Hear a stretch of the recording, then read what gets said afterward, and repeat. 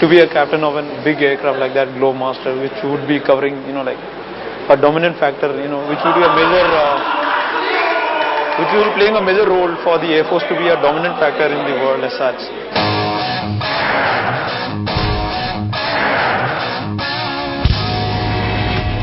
Vice Commander Arun Nair flies what is certainly the heaviest aircraft in the Indian Air Force,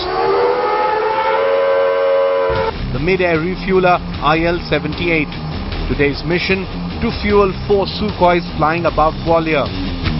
He is proud of his bird, but realizes it's time to move to the next level.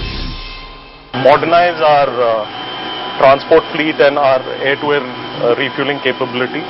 And I think things are going to only improve in times to come. The Air Force still prides itself in some of these older machines like the AN-32, which is 25 years in service and being made good for another 10 years.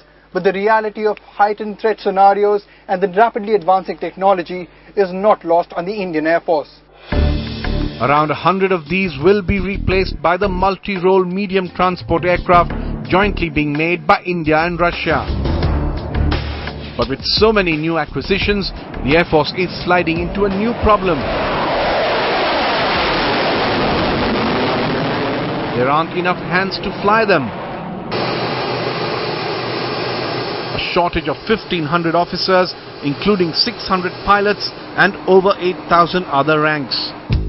Abhinandan and Tanvi are a unique husband and wife team in the IAF.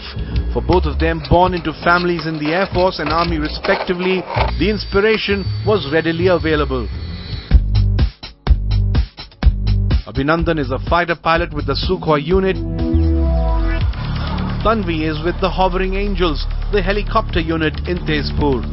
Limited time of marriage of just for 6 to 8 months. I haven't come across any downsides. As a young boy, everybody wanted to be a fighter pilot. Magpie report DME. For this couple, flying has not just been a family tradition, but a passion that comes with great responsibility. For Flying Officer Veer Kumar, the youngest in this unit, manning this helicopter was a dream. You don't know what's going to happen next second. So we prepare for every next second to come, and we play a very vital role, especially in this sector. In New India, the pilots we spoke to could have been in any other profession. But fighter flying is not anybody's cup of tea. These are special men, a breed apart. And it is on them lies the responsibility of defending our borders, like we have seen in thousands of pilots in the last 78 years. A commitment of touching the sky with glory every time they fly. At 104, he is the longest living IAF officer and still recalls the day he was first commissioned into the Royal Air Force back in 1943. I thought my life's ambition was fulfilled because right from the childhood I wanted to be in the uniform. I don't know why I had fancy.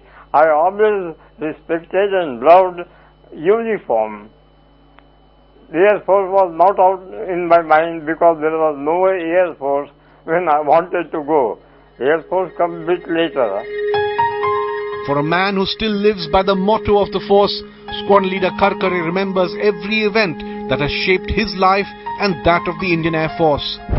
A proud mention of his son, Captain Ashok Karkare, posthumously awarded the Veer Chakra after he died in the 71 war, lifts his spirits.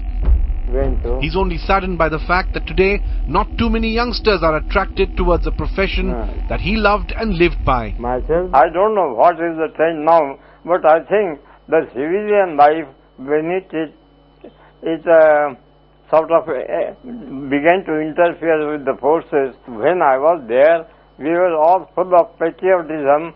We wanted to be class 1 forces that time.